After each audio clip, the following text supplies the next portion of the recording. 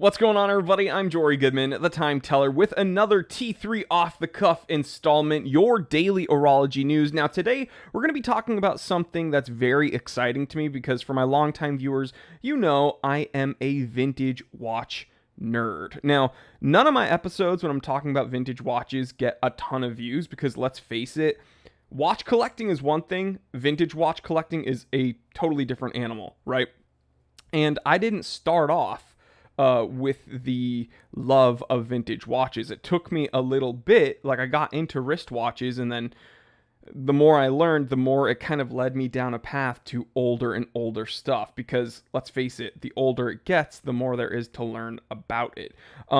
So I digress. I think I made an episode talking about everything you need to know before buying a vintage watch. I'll try to link it up here so that you guys can watch it. But today, last night actually, there was a big buzz online because a very particular Patek Philippe sold for $6.2 million at auction, and it is a gorgeous watch, a beautiful watch, and it has some very interesting provenance, some very interesting history, and we're going to talk about it right now today. It is 12:33 p.m. Let's get down to business. I am not wearing a $6.2 million watch. I'm wearing one of my least expensive watches, this G-Shock Neo Tokyo, and this is like a $99 watch, maybe $100, whatever.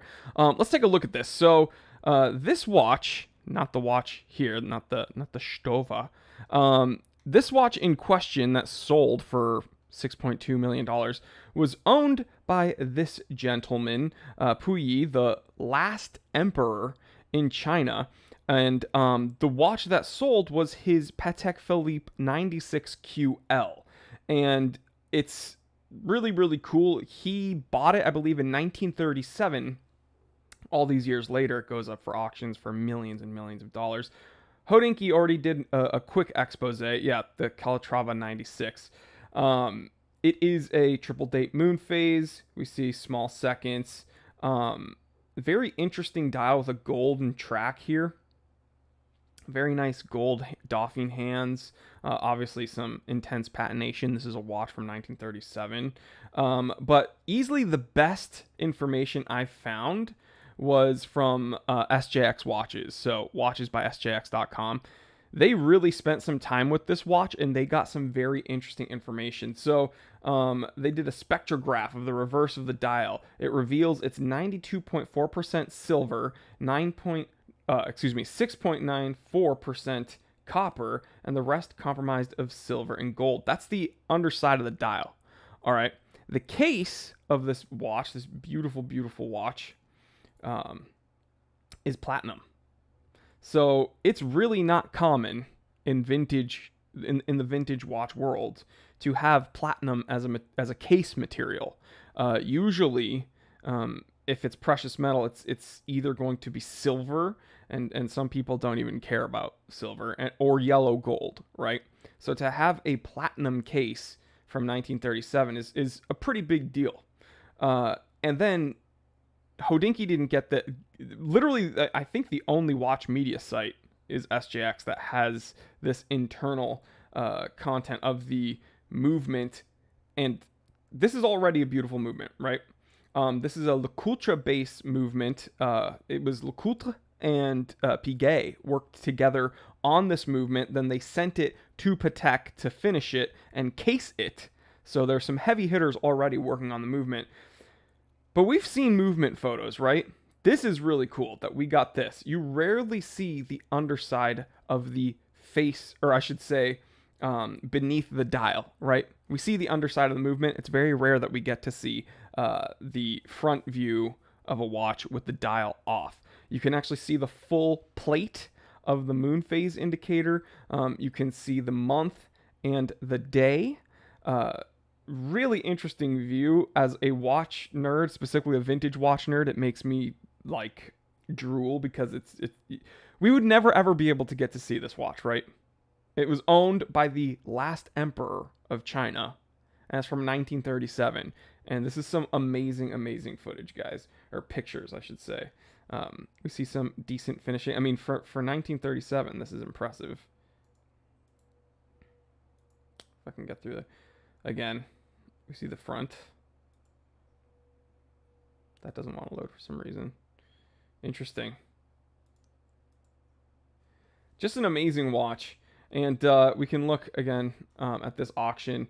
An exceedingly prestigious, historically important, and previously unknown platinum triple date wristwatch with small seconds, moon phase, roulette dial, enamel Arabic numerals, pink gold, fuil hands. I said Dauphine, but I'm wrong. Former property of the last emperor of the Qing dynasty, Asen Joro Puyi. I'm probably butchering his name. I'm so sorry.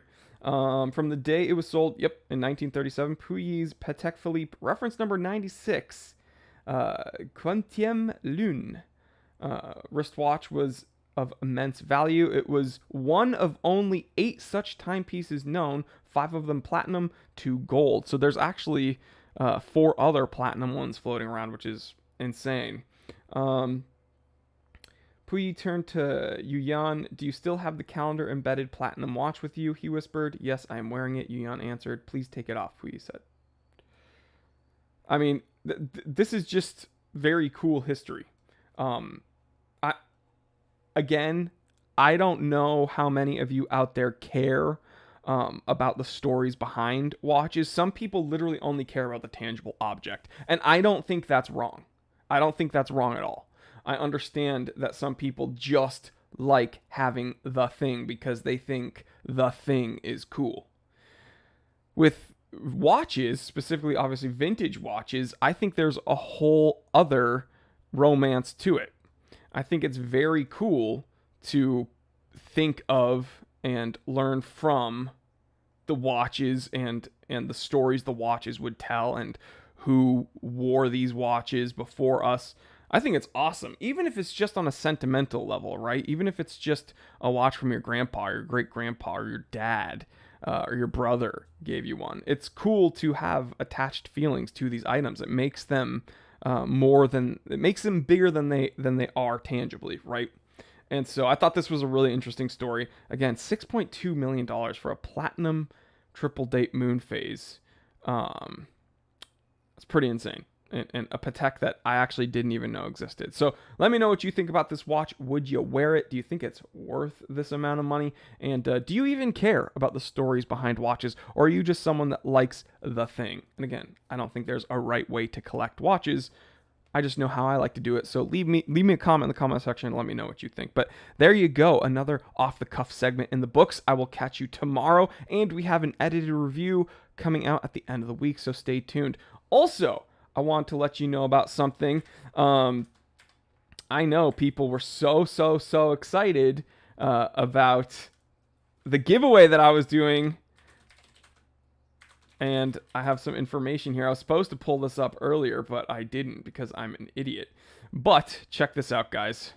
Right now, actually about an hour ago, we released a brand new episode. My Porsche 944 has been broken for 5 months, and the fix was like right under our noses, and I spent months trying to figure it out when I could have probably just taken it to someone and had them do it immediately. But I'm an idiot, and yeah, check out that episode. 3 winners, 3 watch winners have been announced on that episode. So click it. I'll link it in the description below. Watch this before you buy a Porsche 944, and I will catch you on the next one. All right, guys, I'm Jory Goodman, the Time Teller, and always remember, I didn't invent time.